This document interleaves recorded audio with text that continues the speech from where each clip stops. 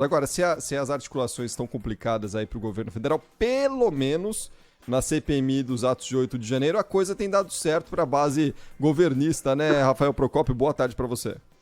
É isso, Cris. Boa tarde você, boa tarde, Lana. Pois é, a maioria da CPMI está se fazendo valer aí para as questões, para os interesses do governo federal. Tivemos aí mais uma reunião nesta terça-feira, marcada, como a gente já sabe, por bate-boca e ironia dos dois lados, entre a situação e a oposição.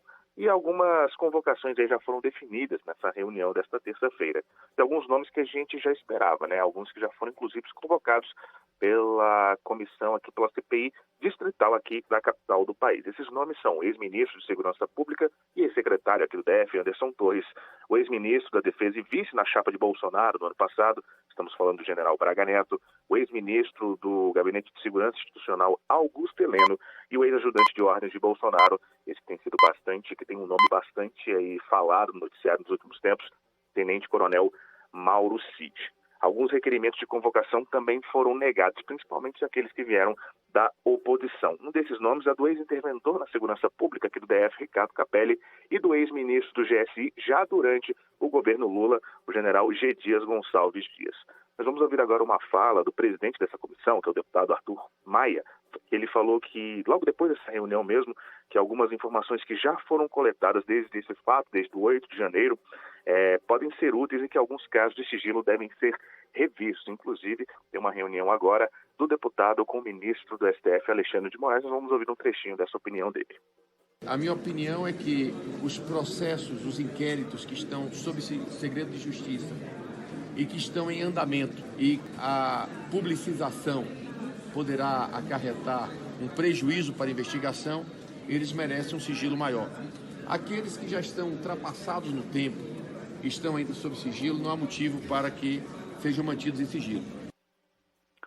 Bom, quem também falou logo depois aí com a imprensa, depois dessa reunião da CPMI, foi a relatora, a senadora Elisiane Gama, que já falou que alguns desses nomes já trazidos nesta terça-feira já devem prestar declarações, esclarecimentos, depoimentos na próxima semana, especificamente Anderson Torres e Mauro Cid. Vamos ouvi-la.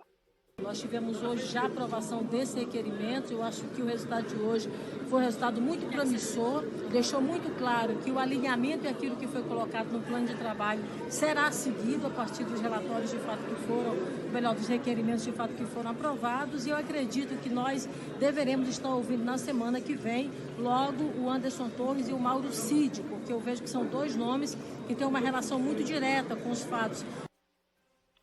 Bom, essa comissão também aprovou hoje o requerimento para o compartilhamento dos dados obtidos pela Polícia Federal naquela investigação do caso do cartão de vacina adulterado do ex-presidente Bolsonaro, e sei que tange principalmente o Mauro Cid e também as imagens das câmeras de segurança durante os atos do dia 8 de janeiro. Cris e Lana, essa CPMI demorou para andar, demorou para acontecer, mas agora os trabalhos estão começando a sair aí do papel. Pois é, o Rafael Procópio segue atento aí na capital federal. Valeu, Rafael, bom trabalho por aí.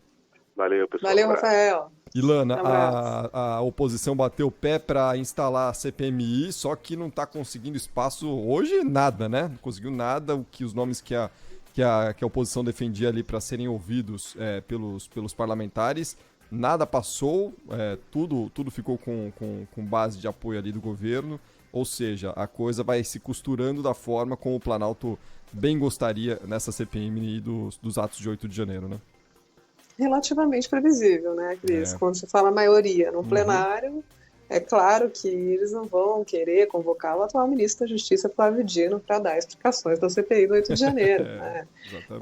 Expor, aliás, ministro recordista em participações em audiências públicas no Congresso Nacional, que faz parte do jogo, mas nesse caso em específico, a CPI do 8 de janeiro é dominada por quase que duas narrativas de universos completamente diferentes, né? Não são paralelos, são opostos.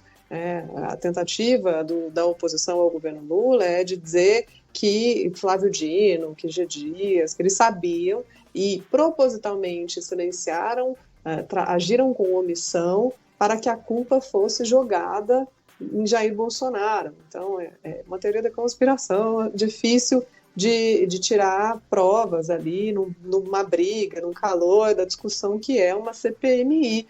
Todo mundo querendo chamar a atenção o tempo todo. Só para você ter uma ideia de como é que foi a audiência hoje, Cris, eles ficaram 3 horas discutindo como é que seria a organização dos trabalhos.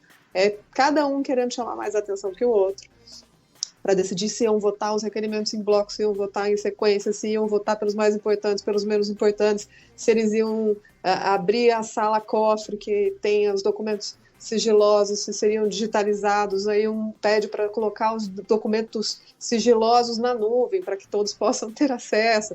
Enfim, ironias à parte, né? Não é essa a minha intenção aqui, é o trabalho de uma comissão parlamentar de inquérito, eles têm que discutir mesmo, mas 3 horas sem analisar o mérito de nada, e aí eles conseguem começar a votação dos requerimentos e derrota da oposição, é isso. E já estava também calculado, né? Eles têm minoria, então não conseguiram aprovar o requerimento nem para chamar Flávio Dino e G. Dias para prestar depoimento na CPMI dos atos golpistas, dos atos do 8 de janeiro. Enquanto isso, na Câmara dos Deputados, a CPI do MST tem a balança para o outro lado, né? A oposição lá faz festa com relatórios, mostrando visitas dos parlamentares. Eu estava acompanhando agora há pouco ali, eles mostrando visitas a propriedades que supostamente teriam sido invadidas e os proprietários reclamando, enfim. E o governo não consegue praticamente tempo de fala na CPI do MST. É o jogo, Cris, é o jogo da maioria e da minoria ali no Congresso Nacional disputando algum espaço.